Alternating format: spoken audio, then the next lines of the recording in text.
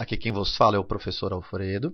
Nós vamos falar agora a aula sobre independência latino-americana, tá? Então nós vamos falar a aula 2, que é a aula de independência latino-americana, está dentro do século XIX, ou seja, da Idade Contemporânea, século XIX, independências latino-americanas. Bem, quais são as causas dessa independência? Primeiro, Napoleão Bonaparte, que invadiu a Espanha e Portugal, né? E seu irmão José Bonaparte no trono espanhol, né? O que causou sérios desagrados, ou seja, o pessoal na Espanha não gostou de ter colocado um cara que não era espanhol no trono, certo? E também nas colônias, onde grande parte das colônias se declarou fiel ao rei deposto, né? Que era o Fernando VII. Olha que bacana, né? As colônias mostraram-se o quê? Fiéis ao rei, tá? Outro motivo também é o desejo da elite rural, né? A elite rural local da América, né? Latino-americana, que é chamada de elite crioula. Tá? Por que elite crioula? Porque eles não podiam ter certos cargos, então eles se autodenominaram crioulos, ou seja, eles não eram puros, né? Eles não eram igual os espanhóis que tinham todos os cargos principais. Tá? Então eles se autodenominaram crioulos. E também nós temos interesses ingleses. Né? Que interesses são esses? Interesses de quê? Mercado consumidor. Né? As colônias espanholas estando independentes, a Inglaterra aumentaria o seu mercado consumidor. Também podemos colocar a doutrina Monroe, né?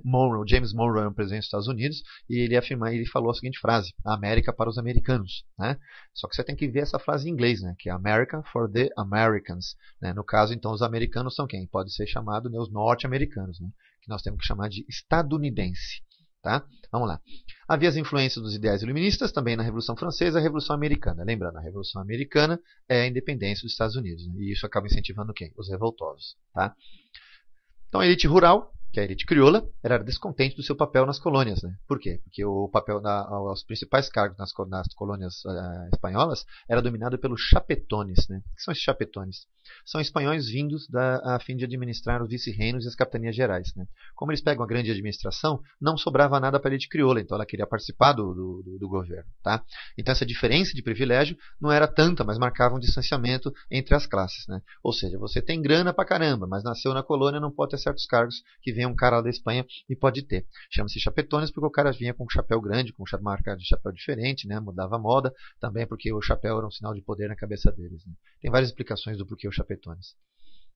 Líderes da independência da América Latina. Primeiro, San Martín, que é o da independência da Argentina, né, entre outros. Né? Simão Bolívar, que é da Bolívia, da Venezuela, da Colômbia. Tá? Sucre, que também é da Bolívia. Bernardo Diógenes, que é o cara da independência do Chile. Tá? Esses líderes, meio que quase todos eles, em um caso ou outro, acabaram lutando juntos. Né? Certo? E a ideia do Bolívar era a independência da América Latina todinha, né? Para montar uma federação. Daqui a pouquinho nós vamos falar disso. Teve ajuda militar inglesa, onde navios, né, acabaram ajudando, né, a combater a frota espanhola, não esquecendo também que ela apoia a luta em terra. Tá? A cisão no seio desses líderes, ou seja, no meio desses líderes, provocou uma divisão natural dos atuais países libertos, ou seja, acabou caindo um regionalismo. Né? Um tinha inveja do outro, um tinha ciúme do outro, acabou não tendo o quê? Uma união muito forte. O motivo disso, rivalidades internas e regionais, né? Que dificultaram uma união aos moldes dos Estados Unidos, ou seja, fazer a América Espanhola todinha virar uma república federativa. O Bolívar achava necessária a união desses países, né, mesmo que sendo uma federação.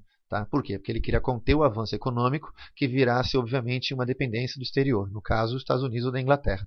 O meio de Bolívar acaba se concretizando, porque com a expansão dos Estados Unidos rumo ao oeste, sobre o México, né, o México acaba perdendo grande parte do seu território, né, e os estadunidenses acabam dominando a América Latina economicamente. Tá? O processo de independência da América Latina se dá com luta armada, forte participação popular, proclamação de repúblicas, né, era a república separatista, né, salvo o México, que durante um pouco tempo teve um general chamado Iturbide. O Iturbide foi chamado para combater a independência do México, ele acabou proclamando a independência do México e se proclamou rei, né, imperador, né, com o título de Agustín I. Durou um ano só, acabaram matando ele. Tá? E teve a quebra da unidade territorial. O que é essa quebra da unidade territorial? Simples.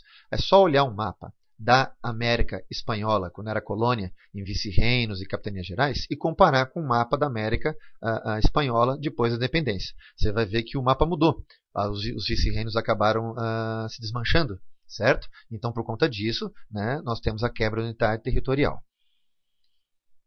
O vice-reino do Prata surgiram a Argentina, o Uruguai e o Paraguai, a parte baixa da Bolívia. Né? No vice-reino do Peru, nós tivemos o Peru e tivemos o surgimento da Bolívia, a parte alta. Tá? No vice-reino de Nova Granada surgiram a Colômbia, o Equador e posteriormente o Panamá. Lembrando que o Panamá existiu por causa da dependência do Panamá, foi os Estados Unidos que fez, tá? Para fazer a construção do canal. O mesmo aconteceu com as capitanias gerais, ou seja, a capitania geral da Guatemala, tivemos um montão de paizinhos, né? Guatemala, Costa Rica, Nicarágua, El Salvador, Honduras, tá? Um montão de paizinhos apareceram ali. Os únicos que mais ou menos permaneceram inteiros foi Cuba, né? Mesmo assim, né? Tem gente que fala que a capitania de Cuba era junto com São Domingos, né? Então São Domingos ali com a ilha do Haiti acabou separando de Cuba. E a Venezuela. Não podemos esquecer que a Venezuela também saiu da mão da Gran Colômbia, tá? O Chile permaneceu unido, né? E teve uma guerra no século XIX contra o Peru e a Bolívia. E essa guerra ele consegue territórios no norte, que é o deserto Atacama, deixando os bolivianos sem sua saída para o mar, né? Que é um motivo mais ou menos de rixa até hoje, né? De bolivianos com os chilenos, tá? Por causa dessa guerra, a Guerra do Pacífico. Beleza, pessoal? É isso aí então. Um abraço. Tchau, tchau.